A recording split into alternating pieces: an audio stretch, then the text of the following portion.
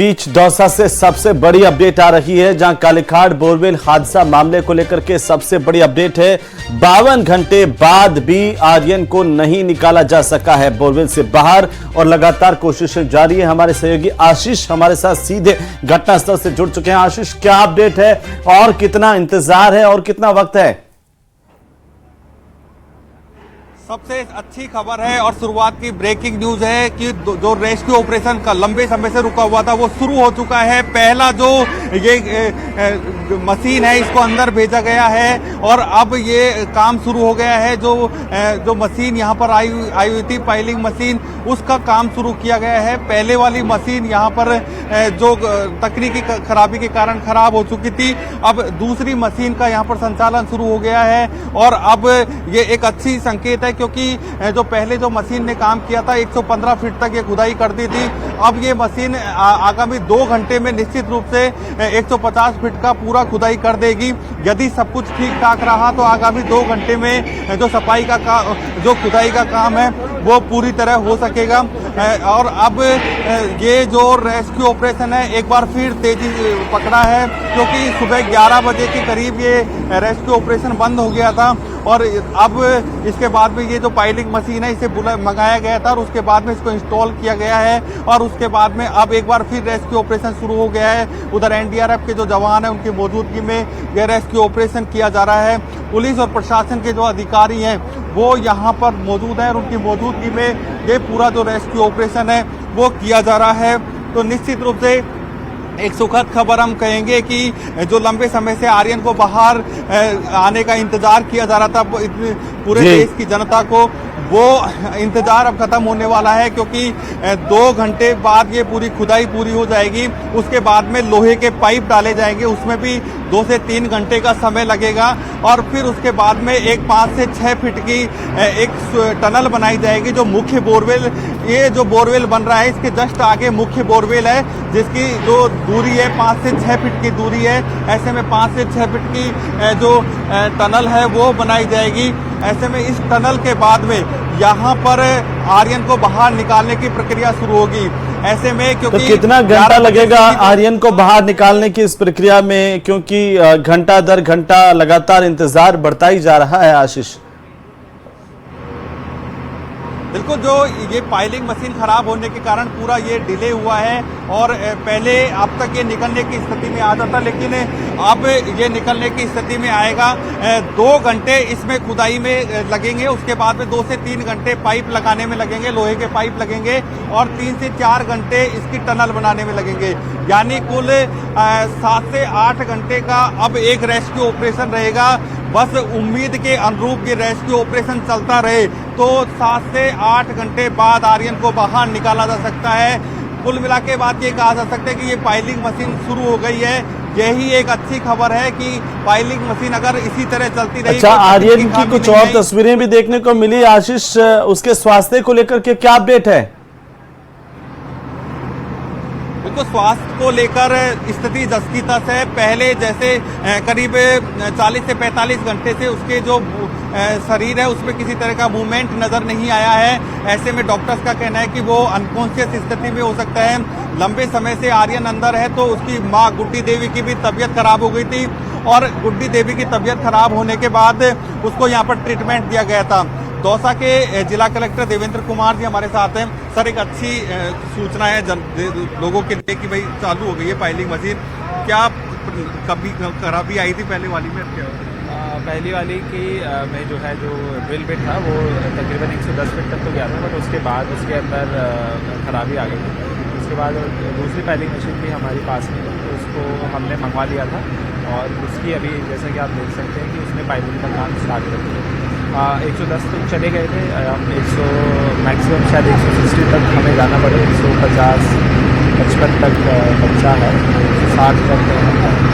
Sir, 1 घंटे में करीब 20 से 25 फीट की खुदाई हो रही है, तो 2 घंटे में अपन मान सकते हैं कि ये खुदाई पूरी हो जाएगी? खुदाई तो अगर अगेन क्योंकि हम 150 फीट बहुत नीचे काम कर रहे हैं, तो इफ़ एवरीथिंग गोज ओके तो खुदाई तो हो जाएगी। लेकिन जो नेक्स्ट बड़ा टास्क है वो केसिंग पाइप्स को उतारने का है, उसमें समय लगेगा, क्योंकि जो हमारा जो भी स्टाफ हमारा नीचे वर्टिकल हॉरिजॉन्टल खुदाई करेगा उसकी हमें सेफ्टी इंश्योर करनी है। तो फिर हम वेल्ड करके इनकी केसिंग पाइप्स पूरे हम 150 फीट तक उतारे।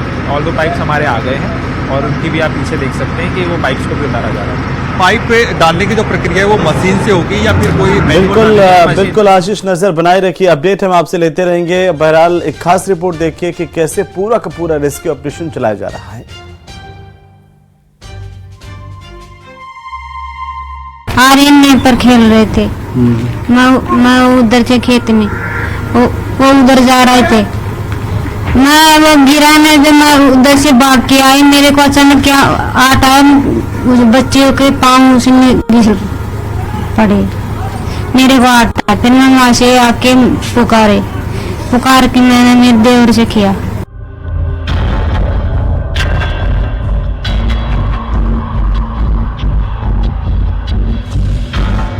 आर्यन के लिए दुआओं का दौर। मेरे बच्चे जीवित निकले। 3 दिन से बोरवेल में फंसा है मासूम। अभी हमने 3 जगह नाकाबंदी प्लान शुरू किया है कि नाकाबंदी करके उन लोगों को वहीं रोका जाए, अदरवाइज यहाँ बहुत सारी भीड़ हो जाएगी तो दूसरी प्रॉब्लम्स हो जाएंगी। एनडीआरएफ और एसडीआरएफ टीम रेस्क्यू में जुटी।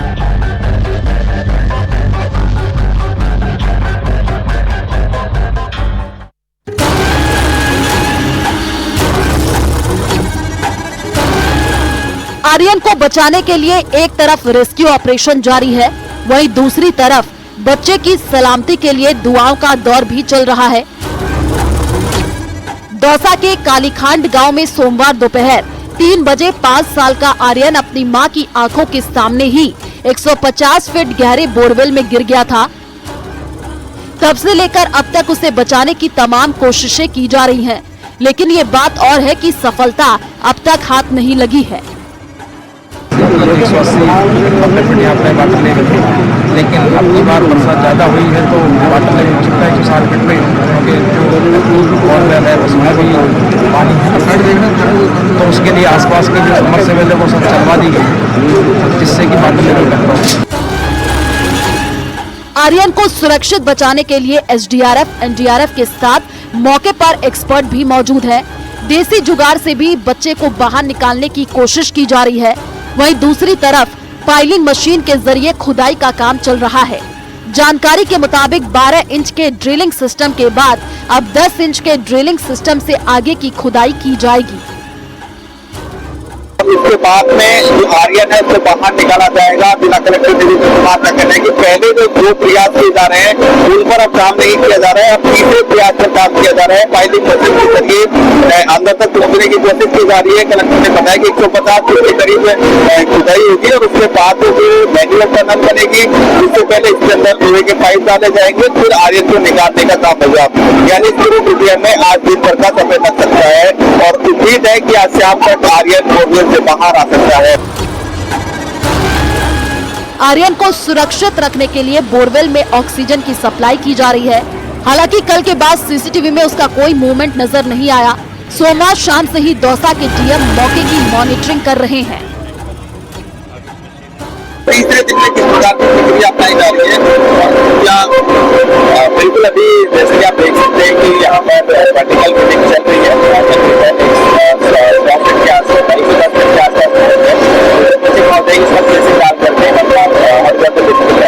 कब तक खुदाई पूरी होगी इसके बाद क्या बोलते हैं, एक बार खुदाई 50 फीट और करनी है और उसके बाद बेसिक काम करके प्रयास करेंगे हमारे घाटों 1 मीटर के आसपास ही टनल मैनुअल बनेगा। बीतते वक्त के साथ आर्यन को बचाने की कोशिशें तेज हो रही हैं। दूसरी तरफ भगवान से उसकी सही सलामत होने की दुआ की जा रही है। लेकिन हैरानी की बात देखिए कि जिस बोरवेल में आर्यन गिरा है उसे 3 साल पहले उसके परिवार ने ही खुदवाया था।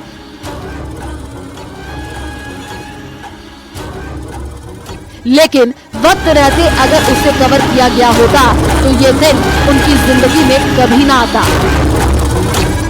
बिल्कुल सीसीटीवी फुटेज के आधार पर बच्चा कोई रिएक्ट नहीं कर रहा है। पिछले 35 से 36 घंटे से कोई रिएक्ट नहीं किया गया है। लेकिन डॉक्टर्स से हमने जानने की कोशिश की कि जब कोई बच्चा 140-145 फीट की गहराई पर होता है तो उसकी क्या स्थिति रही होगी, तो डॉक्टर्स का ये कहना है कि वो संभवतः अनकॉन्शियस स्थिति में होगा। और लेकिन जब तक बच्चे को बाहर नहीं निकाला जाएगा तब तक ये कहा नहीं जा सकता कि बच्चे की स्थिति क्या है।